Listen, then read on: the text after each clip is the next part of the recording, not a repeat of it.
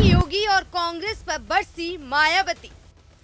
10 साल बाद मुजफ्फरनगर की धरती पर माया। जाठों, दलितों और मुस्लिमों को साधने की कोशिश। 2024 में किसका देगी मुजफ्फरनगर की जनता साथ? 7 साल बाद होगी बीएसपी की एंट्री। उत्तर प्रदेश की 4 बार मुख्यमंत्री रही मायावती यूपी में प्रचार के लिए पहले दिन वहां गई, जहां की जनता 10 सालों से उनका इंतजार कर रही थी।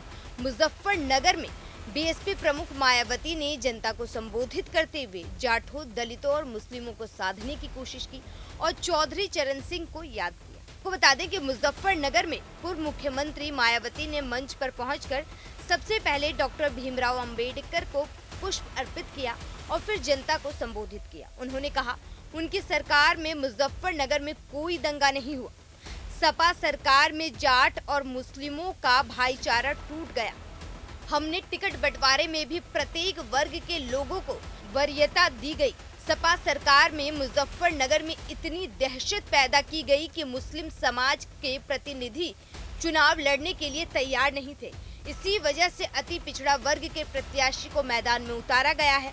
मुस्लिम समाज को भागीदारी देने के लिए यहीं के प्रत्याशी को हरिद्वार से चुनाव के मैदान में उतारा गया है। मायावती ने कहा कि आजादी के बाद से सत्ता कांग्रेस के हाथों में रही। बीजेपी की मानसिकता भी संकीर्ण है। बीजेपी सत्ता में नहीं लौटेगी। अब बीजेपी की नाटकबाजी और जुमलेबाजी काम नहीं आने वाली है। मायावती ने कहा, जब जब बसपा की सरकार बनी, हमने किसी के साथ अन्याय नहीं होने दिया। हमारी सरकार में मुजफ्फरनगर में कोई दंगे नहीं हुए।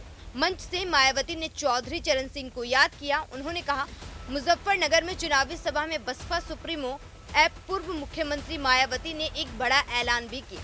उन्होंने कहा, हमारी सरकार बनने पर पश्चिमी उत्तर प्रदेश को अलग राज्य घोषित किया जाएगा।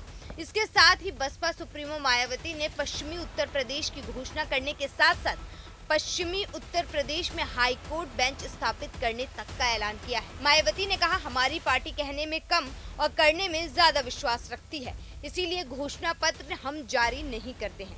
अब देखना होगा कि मायावती के बिना घोषणा पत्र के वो 2024 के रन में कितना आगे बढ़ पाती हैं। वहीं मुजफ्फरनगर में क्या 7 साल बाद बीएसपी की एंट्री हो पाएगी? Bureau report, news 1 India.